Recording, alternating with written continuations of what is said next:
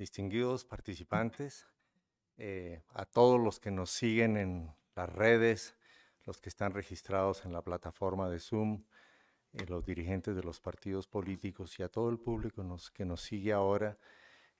Tenemos 18 países que están participando y también delegados de España y Portugal. Vamos a presenciar enseguida una ponencia de extraordinario valor. El doctor Fernando Reimers ha sido por más de 30 años el director de la Facultad de Posgrado de Educación de la Universidad de Harvard. Yo diría que muchos ministros, dirigentes, secretarios y expertos en educación han pasado por allí para afinar sus habilidades. Y él ha creado una iniciativa mundial para el desarrollo de una ciudadanía global. El curso del mundo, un currículum que está tratando de ayudar a que el planeta entienda que aparte de aprender como aprendemos en la educación, tenemos que aprender a ser mejores ciudadanos, ciudadanos de un mundo que ahora es global. Fernando ha publicado una gran cantidad de libros. En los materiales y en la plataforma del sitio hemos puesto varios de sus libros que están abiertos a su consulta. Es un verdadero privilegio, Fernando, contar de nuevo con tu apoyo y tus luces en estos temas. Bienvenido y adelante con tu tema. Muchísimas gracias. Muchas gracias, Germán. Qué gusto estar con ustedes. Gracias por la presentación tan generosa. Tengo que hacer una corrección. Yo no he dirigido la Facultad de Educación por 30 años. No hay manera que hubiera escrito ni un solo libro si hubiera estado haciendo eso por 30 años. Pero sí he dirigido el programa de Política Educativa Internacional, lo que me ha dado mucho gusto y del que se han graduado más de casi 2.000 personas que están haciendo trabajo muy bueno en todo el mundo. Bueno, me complace estar con ustedes en este foro sobre ciudadanía y sobre la nueva ciudadanía en un contexto como el de la pandemia. Yo quisiera compartir mi pantalla para apoyar lo que quiero decir con algunas láminas. Espero que puedan ustedes ver en este momento mi pantalla. Eh, el gran marcador de nuestros tiempos ha sido desde marzo del 2020 y seguirá siendo por un tiempo la pandemia del COVID-19 y de los mutantes que sigan al COVID-19. Y esta pandemia indudablemente es mucho más que una crisis sanitaria, es una crisis de todo tipo. Las pandemias son cosas muy serias porque le complican la vida a la gente, a las naciones. Para poner en perspectiva, la pandemia de 1918 contribuyó al surgimiento del nazismo en Alemania y el mecanismo por el que lo hizo fue porque la contracción económica que generó y la disminución del gasto municipal que generó esa pandemia hizo que mucha gente se viera marginada, arrimada a los bordes de la sociedad y esta gente marginada fue víctima de los cantos de sirena de un demagogo que en 1918 era considerado un completo payaso político, pero que 15 años después fue electo canciller de Alemania. Este demagogo se llamaba Adolfo Hitler.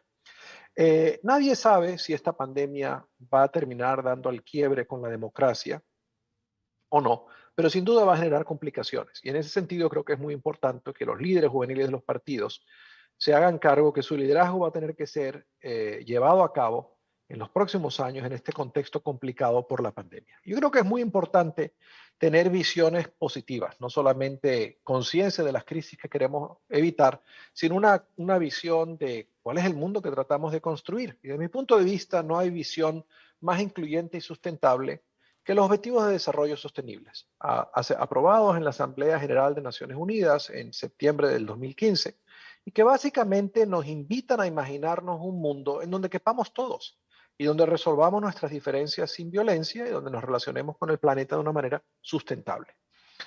Podría parecer un contrasentido, ¿verdad? En este mundo complicado por la pandemia, tener la ilusión de construir un mundo mejor, pero yo creo que no hay otra. Yo creo que la aspiración de regresar al mundo anterior en la pandemia es una aspiración muy pobre, porque ese mundo tenía desafíos de gobernabilidad democrática, de fragmentación social, de violencia, de exclusión, de desigualdad, de pobreza y de muchos desafíos con cambio climático. Y estos desafíos han sido complicados por las condiciones que ha creado la pandemia. Yo creo que lo dice muy bien el secretario de Naciones Unidas cuando caracteriza la pandemia como una crisis total, económica, humanitaria, de seguridad, de derechos humanos, y que ha realzado las fragilidades de las naciones, dentro de las naciones y entre ellas, y que va a requerir, en verdad, de un nuevo liderazgo. No lo dice así el secretario Guterres, pero va a requerir de un nuevo liderazgo orientado por la compasión y por la solidaridad. Em, para poner en perspectiva, digamos, lo que está en juego, en los Estados Unidos, cada 4 años el Consejo Nacional de Inteligencia, que es una organización que agrupa a todas las organizaciones de inteligencia del país, produce un informe para el público realzando los principales desafíos que confronta el país. Y el informe, publicado en marzo de este año, titulado Tendencias Globales 2040, habla de la creciente fragmentación social como el principal desafío de nuestra época. Un tercio del informe está dedicado al COVID. Se llama el factor COVID. Bueno, hablemos específicamente del tema educativo, como una de las esferas en las cuales COVID va a tener un impacto muy pernicioso. ¿Cuáles son los canales por los que va a tener este impacto? Bueno, primero va a reducir la capacidad de los gobiernos de invertir en cualquier cosa, va a reducir su capacidad fiscal. ¿Por qué razón? Porque los gobiernos han tenido que atender una emergencia sanitaria y han tratado de mitigar el impacto económico de la recesión producida por la pandemia. Y por lo tanto va a haber menos plata para educación y para muchas otras cosas. Las familias también tienen menos dinero. ¿Por qué? Porque la recesión económica ha desplazado a mucha gente, la ha llevado a la marginación social, económica. Por supuesto, hay un impacto en la salud física y psicológica de las personas. Las escuelas han estado interrumpidas en su funcionamiento regular y los arreglos que se han hecho para seguir funcionando han sido deficientes. Y luego está el efecto multiplicador de la pandemia en otros desafíos. Bueno, ¿qué significa esto para quienes estén interesados en el liderazgo? Tomemos uno de los desafíos, el del cambio climático, un tema del que me he ocupado en esta publicación que pueden ustedes descargar libremente en los enlaces que están en la pantalla. Atender al cambio climático no consiste simplemente en explicarle a la gente la seriedad del problema. Consiste en darle las capacidades para poder mitigar, adaptar y revertir el cambio climático. Y esto requiere muchas cosas. Requiere cosas como diseñar tecnologías nuevas para disponer de desechos humanos, un tema en el que se ha estado ocupando Bill Gates hace una década, porque si uno utilizara los inodoros convencionales alimentados por agua y conectados a un sistema de alcantarillado, el efecto ecológico que tendría ese sistema agravaría el cambio climático. Entonces hay que crear unos inodoros que no requieran conexión al alcantarillado y que no requieran tanto desperdicio de agua. Y esto es un tema de ciencia y de tecnología. ¿Qué quiere decir eso? Que entre las capacidades para que la gente pueda atender al cambio climático hay que cerrar las capacidades de invención científicas, tecnológicas, capacidades para buscar energías nucleares seguras, alternativas al consumo de carbonos, ¿no? De carbonos. Bueno, ¿qué significa atender a los desafíos democráticos? Desarrollar una serie de capacidades que en verdad en este momento y antes de la pandemia las escuelas no desarrollaban. En este libro hago una revisión, hay una serie de capítulos centrados específicamente en México, donde se da cuenta de las limitaciones del sistema educativo mexicano para desarrollar las capacidades que necesitan las personas para ser ciudadanos democráticos, comprometidos, activos y efectivos. ¿Cuáles son esas capacidades? Bueno, son capacidades de tres tipos. Son capacidades cognitivas, son capacidades de relacionarse con los demás y son capacidades de gobernarse a sí mismo. Por cierto, muchas de las dificultades que la pandemia ha generado en educación son el resultado de que los sistemas educativos no habían desarrollado estas capacidades. Entonces, para la gente es muy difícil manejarse a sí misma, gobernarse a sí misma, estudiar de forma independiente. ¿Qué significan capacidades cognitivas? Bueno, el poder pensar, obviamente, el conocer ciertas cosas y el tener creatividad y capacidad de innovación. ¿Qué significa poder pensar? El pensamiento crítico, la capacidad de resolver problemas, de análisis, el razonamiento lógico, la capacidad de interpretación, el poder tomar decisiones, el poder administrar uno su propio tiempo y su funcionamiento. ¿Conocimiento de qué? Bueno, capacidades comunicativas y de lectura, habilidad de escuchar activamente, conocer las disciplinas, habilidad de utilizar información y evaluar sesgos, tema al que se refería Rosa Wolpert hace un momento, alfabetización digital. ¿Qué significa creatividad? Pues la capacidad de pensar de forma novel, de forma innovadora, para resolver problemas. Pero eso es un bloque de capacidades. Hay un segundo bloque que tiene que ver con el poder colaborar con los demás y liderar. ¿Qué significa colaborar con los demás? Bueno, un tema que todos ustedes, líderes jóvenes de los partidos, tienen mucha conciencia, ¿verdad? El poder comunicarse con claridad, el poder colaborar con otros, trabajar en equipo, el poder cooperar, el coordinar, habilidades interpersonales, poder tomar la perspectiva del otro, poder crear confianza, generar confianza y confiar en los demás, orientación al servicio, poder resolver los conflictos de forma negociada, pacífica, y liderar significa tomar responsabilidad, comunicación asertiva, poder presentarse de una forma apropiada e influir en los demás. Y finalmente, ¿qué significa esto de conocerse a sí mismo y gobernarse a sí mismo? Pues tres cosas, ¿no? Apertura intelectual, una ética de trabajo y responsabilidad y autoeficacia. La apertura intelectual tiene que ver con una cierta flexibilidad mental, cognitiva, adaptabilidad, una apreciación artística y cultural, responsabilidad personal y social, competencia intercultural, aprecio por la diversidad, adaptabilidad, capacidad para aprender toda la vida, interés intelectual y curiosidad. Ética de trabajo, pues significa iniciativa, autodirección, responsabilidad, perseverancia, productividad persistente, autorregulación, etcétera. Y autoeficacia, pues poder regularse y tener cuidado, cuidar la propia salud física y mental. Yo creo que mi invitación a ustedes que nos escuchan como jóvenes es a que tomen la iniciativa de participar en el mejoramiento de los sistemas educativos, tema en el que voy a concluir pronto. Y les voy a dar un ejemplo nada más de cómo hacer eso. Se refería Germán al curso mundial. El curso mundial es una cosa muy sencilla. Es un programa de estudios que va desde kinder hasta el último grado de bachillerato, que está basado en aprendizaje, basado en proyectos y que está diseñado para llevar al estudiante desde el primer día de la escuela hasta el último día a ir ganando todas estas capacidades que yo describía. ¿Cómo? Conectando lo que está aprendiendo con los objetivos de desarrollo sustentable. No explicándole cuáles son los objetivos, sino desarrollando las capacidades a las que me refería. La capacidad científica, la capacidad de innovación, la creatividad, la capacidad de colaborar con otros, etc. Sabemos que una de las cosas que hace a la educación más efectiva es que sea auténtica y que sea relevante. ¿Qué quiere decir que sea auténtica? Que el estudiante entienda la conexión entre lo que está aprendiendo y los problemas del mundo real. ¿Qué significa que sea relevante? Que la educación se conecte con valores que son importantes para el estudiante. Y ustedes que me escuchan y que han pasado muchos años en la escuela, podrán reconocer que el encontrar experiencias de aprendizaje auténticas y relevantes es la excepción más que la norma. Y este currículum lo que trata es de normalizar ese proceso.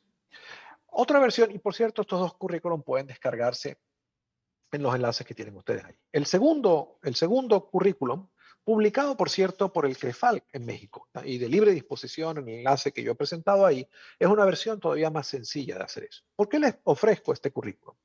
Para ilustrar que las metas complejas, como la de preparar a las personas para la ciudadanía global, pueden alcanzarse con intervenciones relativamente sencillas, que le expliquen a una profesora, a un profesor, a un grupo de profesores qué tienen que hacer ellos en su escuela mañana, el lunes próximo, para ir poco a poco llevando a esos estudiantes de ser novicios a ser expertos en todas estas capacidades a las que me refería. Y en esa tarea yo creo que todas las personas tenemos un papel que jugar y ustedes también.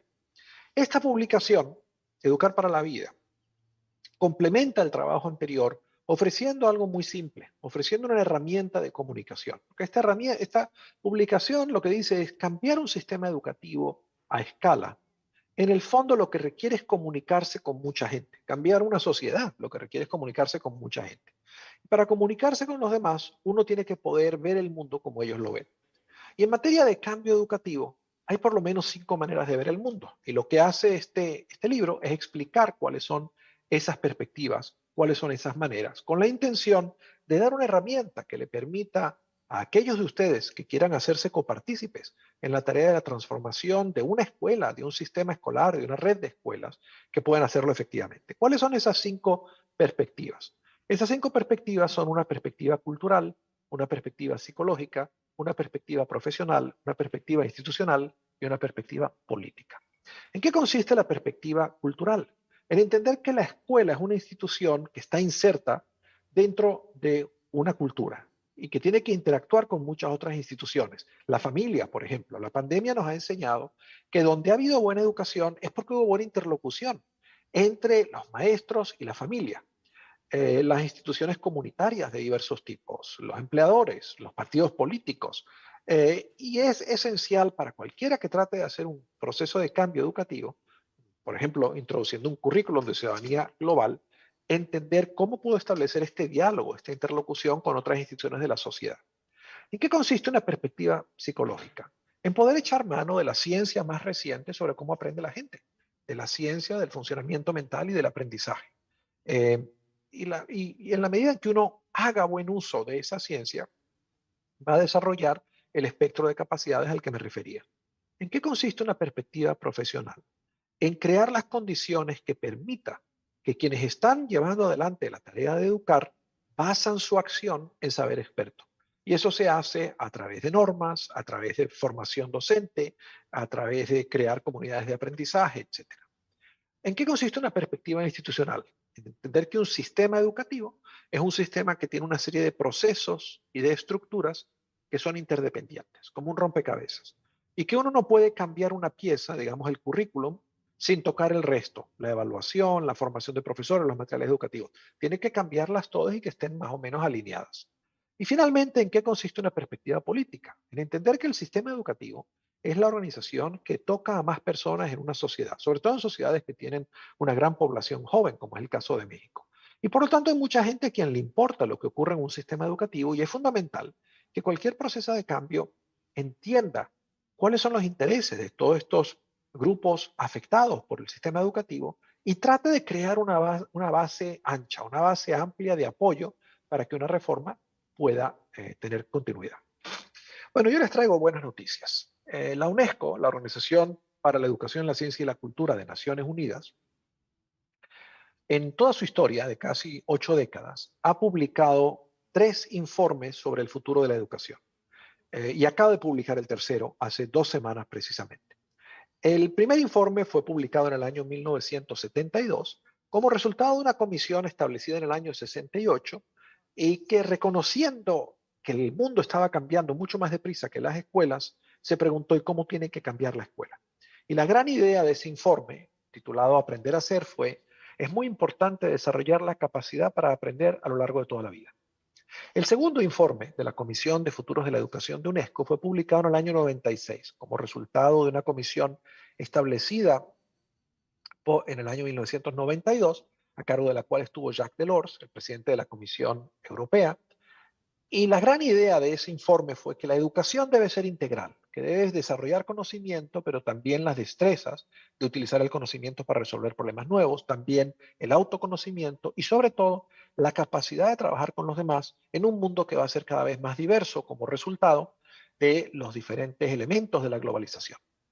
El tercer informe, producido por una comisión que fue liderada por la presidenta actual de Etiopía y de la cual tuve gusto de formar parte, y durante los últimos 3 años nos planteamos en el mundo en el que estamos, qué es lo que tiene que aprender la gente y cómo lo va a aprender. Y hay diferencias importantes entre este informe y los 2 anteriores. La primera es que los 2 anteriores están muy dirigidos a gobiernos, a ministros de educación. La premisa sobre la que estaban basados esos informes es que si un gobierno, si un ministro de educación decide que un sistema debe cambiar en determinada dirección, el sistema va a cambiar. Este informe, en cambio, está dirigido a todos ustedes, bajo la premisa de que lo que hace que cambie una cultura educativa no es tanto lo que quiera o lo que decida un ministro de educación, es lo que decidamos cada uno de nosotros, los estudiantes, los profesores, las familias, los miembros de la comunidad, los empleadores, los partidos políticos. Y en ese sentido, este informe es una invitación a un diálogo enormemente incluyente, democrático y participativo. Y este informe es una invitación al liderazgo de todos y cada uno de ustedes a tomar el informe, leerlo y a co-construir las implicaciones de las ideas que están en este informe para las sociedades, para las comunidades de las que ustedes forman parte. Entonces, lo que está ocurriendo ya, desde que fue presentado el informe hace 2 semanas en la Asamblea General de Ministros de Educación en París, es que hay diferentes comunidades, entre ellas de muchas lideradas por jóvenes, que están discutiendo el informe. Por ejemplo, aquí en la Universidad de Harvard, un grupo de mis estudiantes han creado una organización estudiantil a la cual han invitado a estudiantes no solamente de la Facultad de Educación, sino de las escuelas de leyes, de la escuela de política pública, de la escuela de negocios, de la escuela de salud pública, porque la premisa que ellos tienen es que si la cultura de la educación va a cambiar, es porque todos los profesionistas se interesen en que esto cambie. Y ellos están de momento leyendo y discutiendo el informe para preguntarse y a nosotros qué nos toca hacer. Y la ambición que ellos tienen es que este diálogo que ellos están iniciando aquí en Harvard pueda extenderse a las 28.000 universidades que existen en el mundo. Puede sonar ambiciosa la aspiración, pero así se inició el programa de Naciones Unidas. El modelo de Naciones Unidas se inició por un grupo de estudiantes en esta universidad que desarrollaron una actividad que eventualmente se extendió a otras universidades. Bueno, así como este grupo de estudiantes está discutiendo el informe, yo participé hace una semana en una reunión auspiciada por la Secretaría de Educación de Bogotá, donde también discutieron el informe. Los maestros de Bogotá discutieron el informe. Y participé en un programa de posgrado en la Universidad Externado de Colombia este fin de semana, en donde todos los estudiantes de esa maestría discutimos el informe y las implicaciones del informe. De manera que esto está ocurriendo en lo que aspiramos la comisión, que se convierta en un verdadero diálogo, en un verdadero movimiento social global en el cual participen todos y cada uno de ustedes. Y por supuesto esas cosas no ocurren sin liderazgo y mi invitación a todos quienes nos escuchan es que descarguen el informe y inicien una discusión en los espacios sobre los que ustedes tienen incidencia. ¿Cuáles son algunas de las ideas novedosas de este informe? La primera, el informe está completamente orientado a transformar los sistemas educativos para que permitan desarrollar las capacidades que nos permitan atender a los principales desafíos de nuestro tiempo. El de cambio climático, el de fragmentación social, el de retroceso en las libertades democráticas, el de amenazas a los derechos humanos. Este informe, a diferencia de los dos anteriores, está completamente asentado en una visión que reconoce los derechos humanos, los derechos universales de las personas como el centro, como el norte orientador de la educación. Eh, el informe se plantea 5 palancas de cambio, 5 elementos del sistema educativo. A diferencia de los dos anteriores, se mete muy de lleno en el tema de cómo se hace la educación, cómo se aprende y cómo se enseña. Y propone repensar la pedagogía y desarrollar una pedagogía de la solidaridad, que le enseña a las personas no solamente a hacerse cargo de su vida, sino a poder colaborar con los demás, porque estos desafíos que confrontamos no los puede resolver una persona sola. Segundo, plantea un currículum relevante y auténtico, que abra las puertas y las ventanas de la escuela al mundo real, que involucre a los estudiantes en desarrollar capacidades que les permitan verdaderamente ser partícipas en avanzar los desafíos de desarrollo sustentable como hacen estos currículos. Se plantea reimaginar la profesión docente para convertirla en una profesión mucho más basada en el trabajo en equipo, donde los maestros aprendan a trabajar con redes no solamente dentro de su escuela, entre escuelas y con otras instituciones. Se plantea reimaginarse la organización de las instituciones educativas y la construcción de un verdadero ecosistema de aprendizaje que le permita a las personas aprender a lo largo de toda la vida. Bueno, yo termino simplemente invitándoles a ustedes que nos escuchan, interesados en el tema de la ciudadanía, a que ejerciten sus propias capacidades ciudadanas, haciéndose cargo de co-construir las implicaciones de este informe sobre los futuros de la educación en los espacios sobre los que ustedes tengan incidencia, en una escuela local, en una universidad local, en un sistema educativo, en una organización de educación de adultos, en una universidad, etc. Así que con esto estoy listo para escuchar sus preguntas, sus comentarios, sus sugerencias. Muchísimas gracias.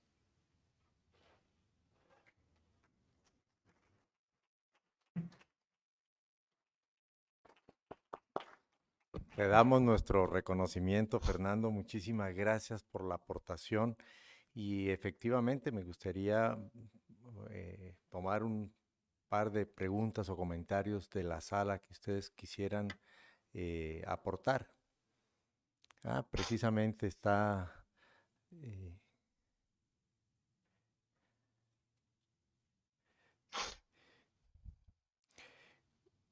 por supuesto que agradecemos mucho la presencia de Fernando con nosotros ahora acá en Guadalajara en este extraordinario marco de la Feria Internacional del Libro. Es un privilegio para Guadalajara tener la visita de tantas personas expertas. Hoy en la ciudad están científicos, escritores y dignatarios muy importantes.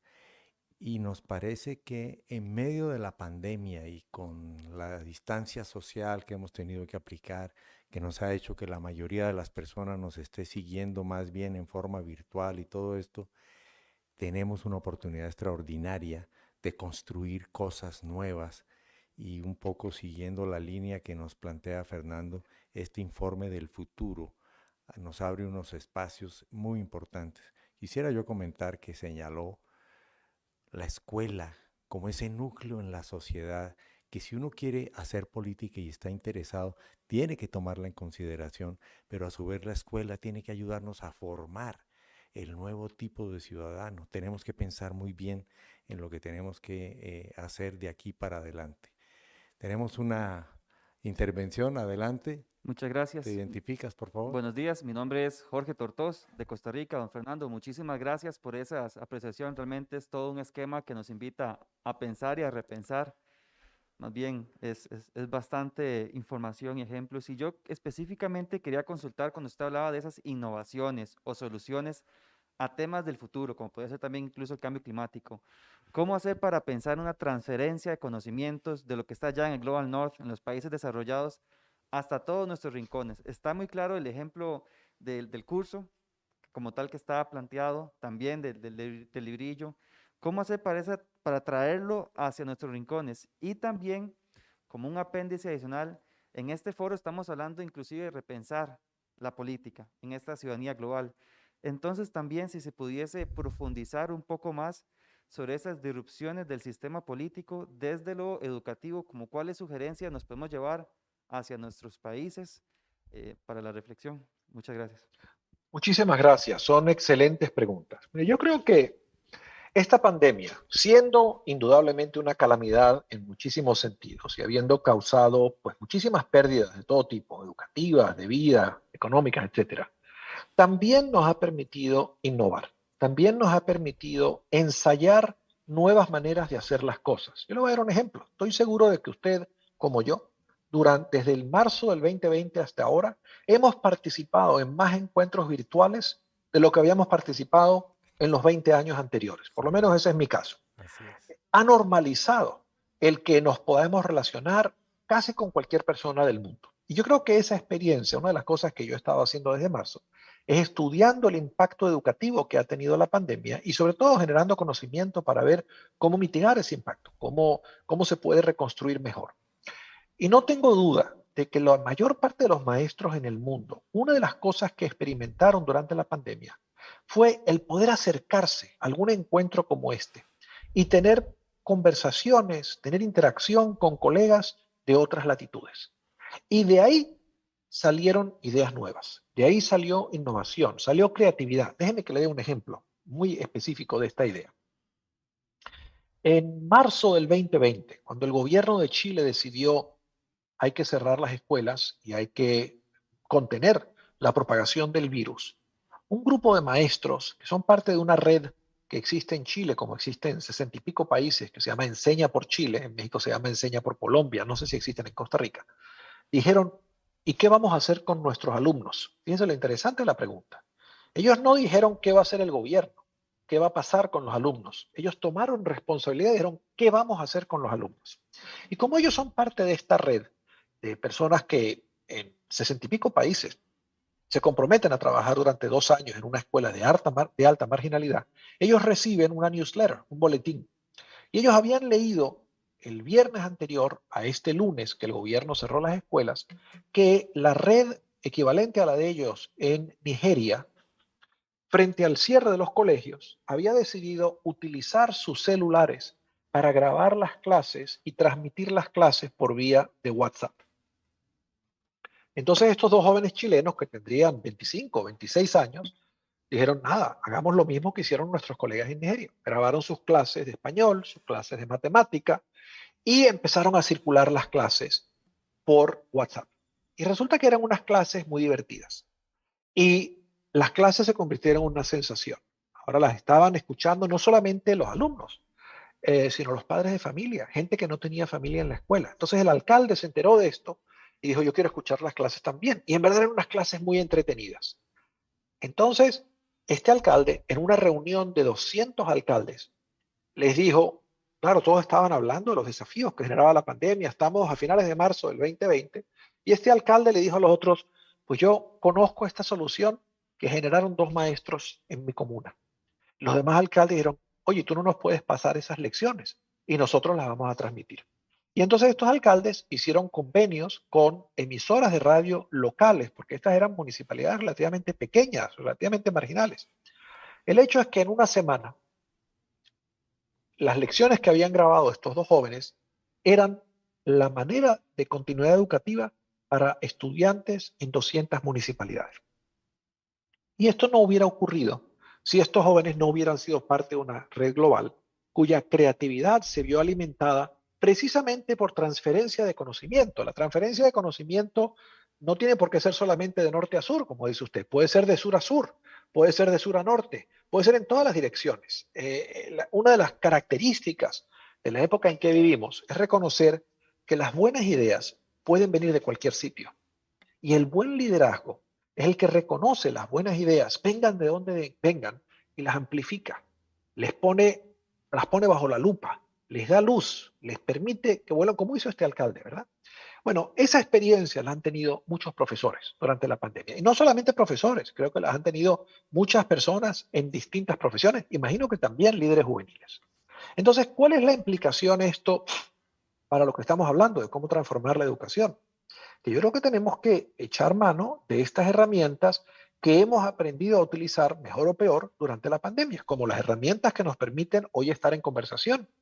Eh, esto es en parte la idea de la ciudadanía global. Es el sabernos miembros de comunidades que van más allá de nuestra comunidad inmediata. No para perder nuestro sentido de pertenencia y de compromiso con nuestra comunidad local, sino para entender que no es lo uno o lo otro, sino que la membresía en estas 2 comunidades se potencia, se alimentan la una a la otra. Uno aumenta su efectividad como ciudadano en una comunidad local en la medida en que participa, en que su manera de ver el mundo, en que su imaginación es activada por conversaciones en otras esferas. Y viceversa también. Lo que uno aprende a nivel local es lo que le permite contribuir a un nivel global. Entonces, la intención de un programa de este tipo y de otros que ustedes pudieran desarrollar no es ni más ni menos que darle a los estudiantes y a los profesores que trabajan con ellos la experiencia de qué significa ser miembro de una comunidad más allá que la comunidad en la que usted nació y en la que vive y en la que usted circula todos los días. Entender que en esta época, en verdad, todos vivimos en un mundo que es presencial y virtual a la vez. Es presencial y es virtual, ¿verdad? Sí, yo circulo por las calles de la ciudad de Cambridge, donde vivo, pero este aparatito hace que yo me entere de forma instantánea que el gobierno de Sudáfrica detectó esta nueva variedad del virus que se llama Omicron y que inmediatamente al leer esto me comunique con varios colegas a decir, ok, ¿y cuáles son las implicaciones de esto para mi enseñanza, para mi trabajo, para mi vida? Y el que yo pueda estar conectado con Sudáfrica en este aparatico, o hoy con México en esta conversación, o indirectamente con Costa Rica por conversar con usted, no me hace estar desconectado de mis alumnos aquí en la ciudad de Cambridge, Massachusetts, ni de mis ocupaciones, ni de mi pueblo, etc. Entonces, yo creo que es muy, muy importante que aprovechemos las cosas que aprendimos durante la pandemia, entre ellas el gran poder que nos dan las tecnologías de poder asociarnos con el que no estando cerca físicamente, puede estar cerca porque compartimos preocupaciones, porque compartimos intereses y con quienes podemos colaborar y de quienes podemos aprender.